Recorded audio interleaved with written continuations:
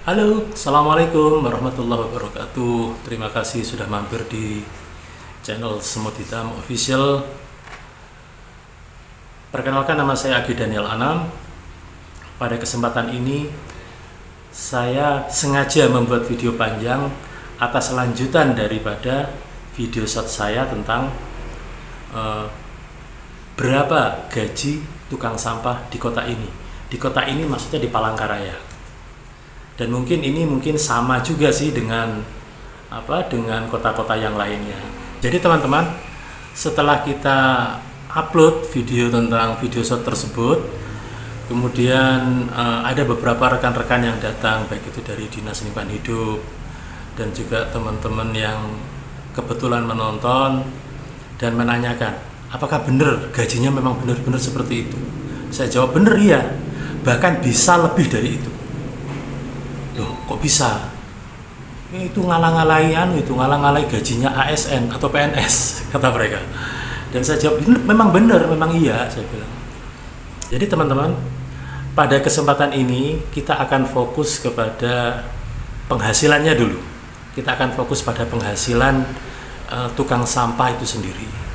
Secara garis besar, penghasilan tukang sampah itu didapatkan dari iuran wajib pelanggan per bulan, dan itu jumlahnya relatif berbeda.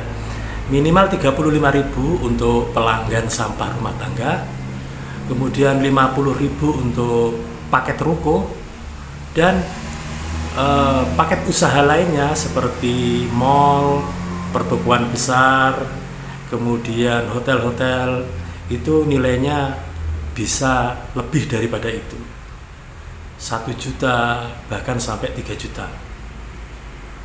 Itu yang pertama. Kemudian yang kedua, sumber penghasilan daripada tukang sampah itu dari sampah ekonomis. Itu yang kedua. Kemudian yang ketiga apa? Yang ketiga adalah tips muatan lebih. Nanti kita akan jelaskan. Tadi yang pertama iuran wajib pelanggan, yang kedua sampah ekonomis, yang ketiga tips muatan lebih, dan yang keempat adalah pengelolaan pelanggan menjadi market. Jadi pelanggan diolah menjadi market. Oke. Kita akan melangkah pada pembahasan yang pertama dulu tentang iuran pelanggan. Iuran pelanggan itu kita asumsikan pelanggannya 300, kemudian iurannya semua rumah tangga nih 35.000. Berarti dalam 1 bulan iuran wajib yang akan diterima oleh tukang sampah adalah 10.500.000. Itu dari iuran pelanggan. Nah, kemudian yang kedua adalah sampah ekonomis. Apa sampah ekonomis itu? Sampah ekonomis itu adalah sampah yang apabila dikumpulkan maka bernilai duit, bernilai bercuan. Apa saja? 1. Kardus bekas. 2. Plastik bekas. 3. Tabak telur, dan lain-lain. Itu namanya nilai ekonomis. Dan berapa jumlahnya? Jumlahnya setelah kita melakukan dialog dengan perhitungan dengan mereka, rata-rata hasilnya adalah 60% daripada jumlah iuran wajib. Jadi misalnya iuran wajibnya tadi 10.500.000, berarti sampah ekonomisnya adalah 60%-nya. Berapa 60%-nya? Ya kisaran sekitar 6 juta sampai 7 juta. Itu dari sampah ekonomisnya. Berarti kalau iuran wajib ditambah sampah ekonomis sudah masuk di angka 16.500.000. Teman-teman sekalian, setelah kita bahas tentang iuran pelanggannya dan sampah ekonomisnya, kemudian yang ketiga, penghasilan lainnya adalah tips muatan lebih. Apa sih tips muatan lebih itu? Jadi begini teman-teman, setiap rumah tangga pada setiap bulannya pasti bersih-bersih lah gampangannya. Jadi sehingga sampahnya agak berlebihan, agak banyak nih. Sehingga ketika mereka membuang mungkin mereka sungkan atau mungkin kasihan, sehingga mereka memberikan tips lebih kepada pengangkut sampah. Berapa nilainya? Nilainya relatif berbeda, tidak bisa dipatok. Ada yang 20.000 kalau misalnya sampahnya sedikit, bahkan bisa 100.000 apabila muatannya itu banyak, sampai satu pickup atau satu VR roda 3 itu. Mereka akan memberikan tips. Berapa tipsnya? Tipsnya berbeda, mulai dari 20.000 sampai dengan 100.000, tergantung volume sampah yang akan dibuang.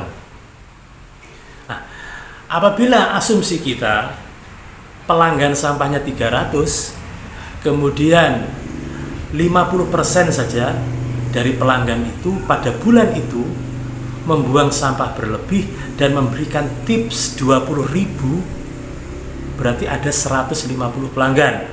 Kalau 150 pelanggan dikali 20.000, maka hasilnya adalah berapa itu? Berarti 300.000. 150 dikali 20.000 berarti masuk di angka 300.000. Jadi berapa tuh sudah?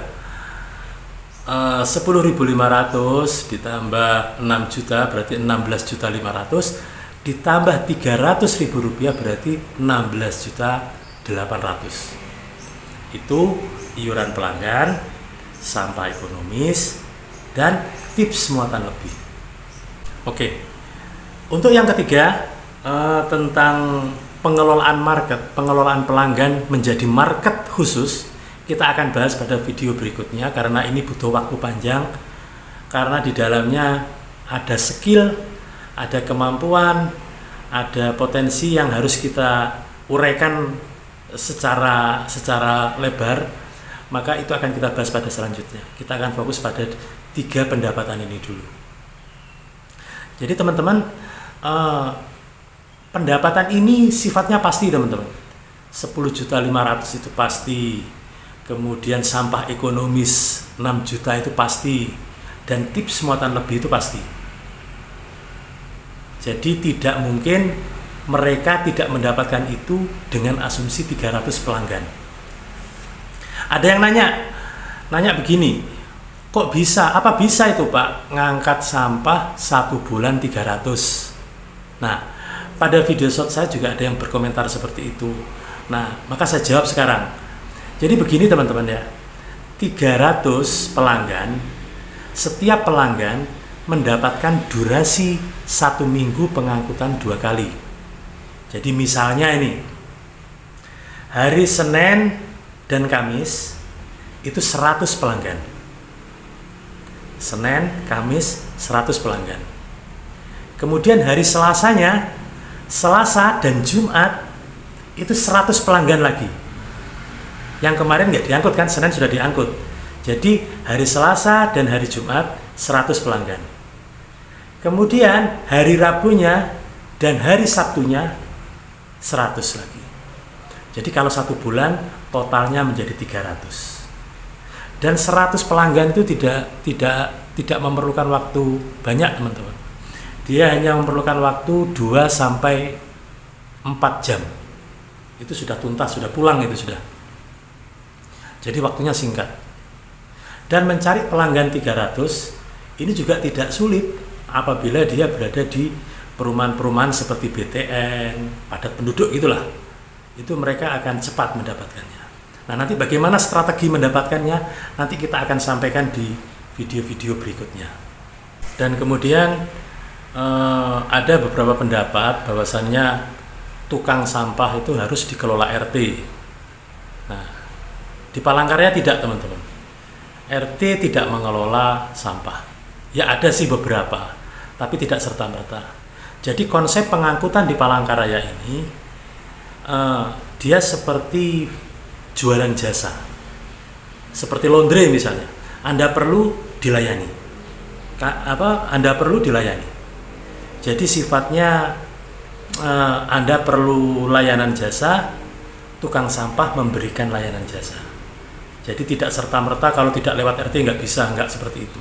Kalau sifatnya seperti itu, maka tukang sampah tidak akan mendapatkan kesempatan untuk mendapatkan penghasilan yang tinggi. Kan ada tuh di beberapa perumahan-perumahan mungkin di Jawa ya, itu RT yang mengelola sampah, kemudian dikumpulkan iuran dari warga, kemudian karena gaji tukang sampah kemudian dikasih 1.500.000 atau 2 juta. Nah, ini tidak berlaku di Palangkaraya. Di Palangkaraya pengangkutan sampah itu sifatnya jual jasa. Jadi transaksi ini. Anda perlu jasa kami, saya akan berikan jasa pada kalian, tarifnya segini, durasi pengangkutannya segini, jelas.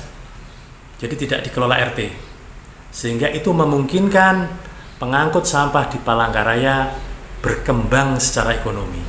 Demikian teman-teman video kita pada saat ini.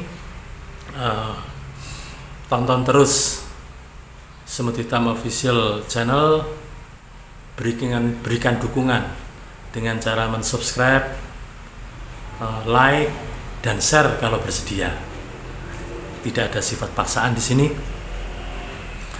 Terima kasih. Assalamualaikum warahmatullahi wabarakatuh.